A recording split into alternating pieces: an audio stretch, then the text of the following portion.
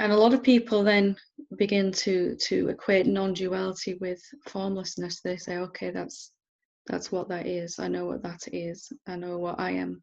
I've done some self-inquiry and I've come to see that I'm not a human being at all. I'm not a separate being. What I actually am is insubstantial and formless. And that can feel very, very comfortable for a while. That can be a really nice place to hang out for a while after you've been caught up in the idea for a very long time that you are this separate being who's suffering and trying to come out of that. And non-duality kind of gets this halfway meaning where it means, I am formless and I'm not responsible for any of my karma. Anything that happened while I was a separate being is just kind of not real, not true. And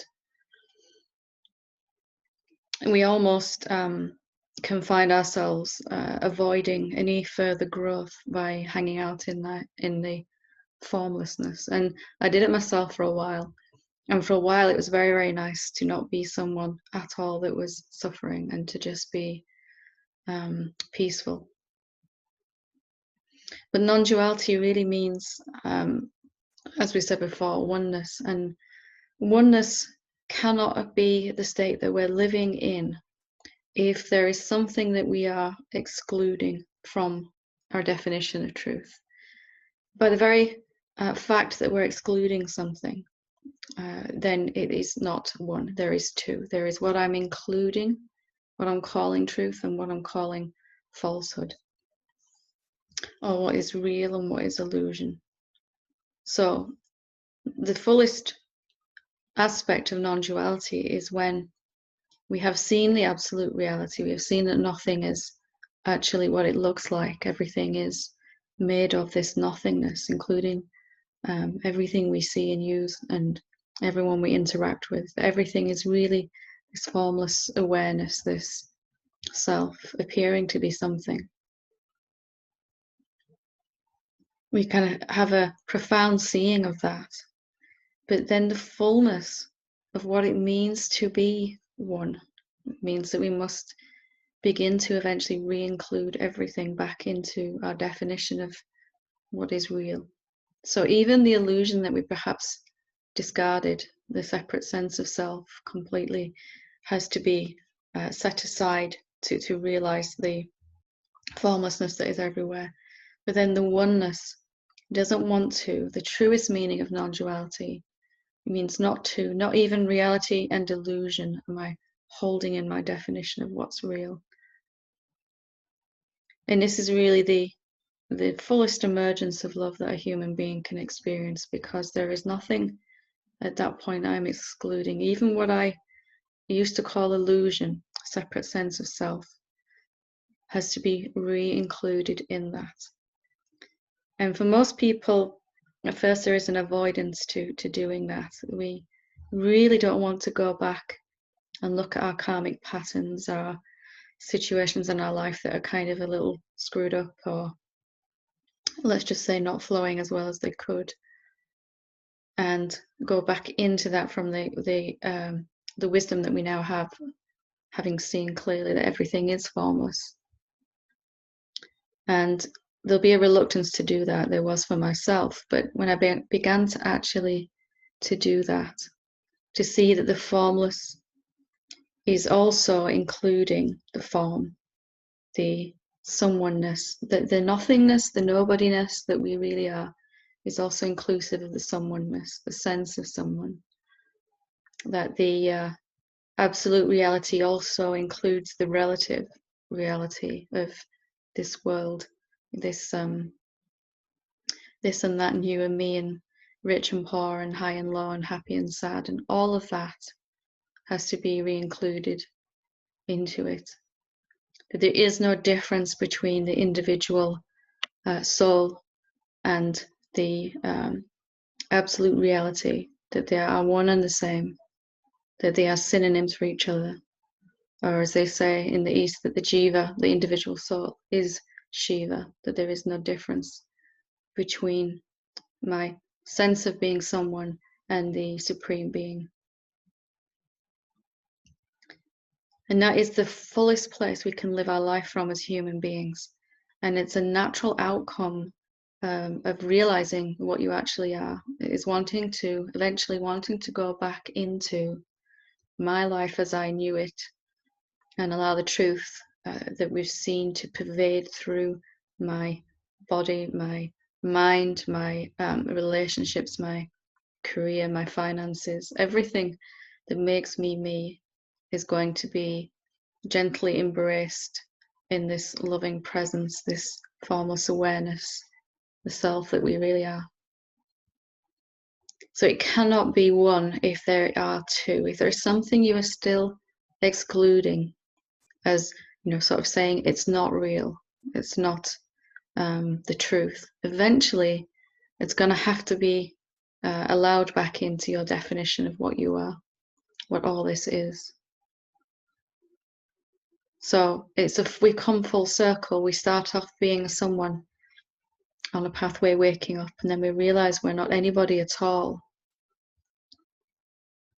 And then full circle back to including the somebodyness, but from the real place of seeing that this body, all of this is made from that pure formless essence. There is no better way that we can experience life as a human being than from the conscious realization, the effortless realization, and the continuous knowingness of what we actually are, and then to go about our human lives, to fully embrace the individual way that the self is appearing as you, as your life, as your likes and dislikes, as your preferences, as your personality, as your food choices, as your music choices, what you love to watch on the TV, all of that makes you you. You're in the unique way that the self can even express itself through a relationship. All of that is the way that the one being is appearing as your life. And the truth will really want to come back and embrace all of your humanness, or perhaps all the parts that we've been trying to get away from at first will have to come back and be looked at in the light of this awareness.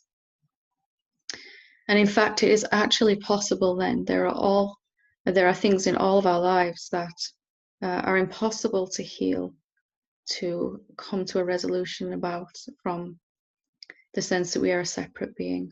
There are things that are absolutely challenging to embrace and even impossible to embrace as a separate being. And then to come back and re-embrace them from the place of wholeness, from seeing that we were always safe, that we were never actually in any danger, that we have never ultimately suffered as the absolute reality, even though it seemed extraordinarily real while it was happening. This dream of being someone, this very, very long dream that someone is all I am. We can finally embrace a healing from that place.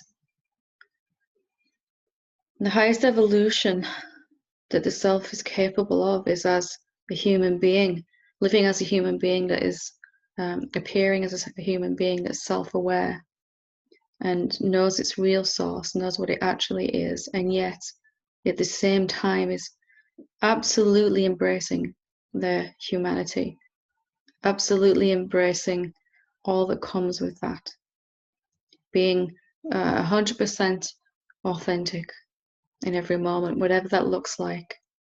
If it's a negative emotion or some trigger happening inside the body, if it is something happening, going wrong in the outside world, something going right, all of that makes you you is wanting to be loved by the self.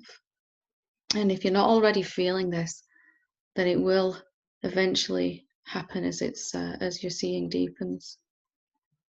It's all right for a while to hang out in the, none of this is real, all of this is an illusion, and only the formlessness is real. And that is true, that is true. But that formlessness that is real can also appear as form. It's also appearing as all this form. And you won't feel complete totally until you've re-embraced everything that makes you you, your quirks, your perceived flaws that aren't really flaws, your character traits that you would like to release, things that you would like to develop, perhaps, whatever it is that you want to become. All of that is also included in the perfection of who you are. And seen from the formless awareness that you are, it's not a fix-it-up project. It's an expression, an emergence of love. All of us can always do more to love ourselves, our humanity. And I would just urge you really to see if there is anything that you are rejecting as not me or not real, and see if you can re-include that back into your wholeness. The best experience we can have is to not feel divided at all, to not feel separate to anything. And yet most of us that I come across, I did it myself as well, on the pathway, are so busy trying to reject their humanity, so busy trying to reject what makes them them, the individual but not separate way that the self is showing up.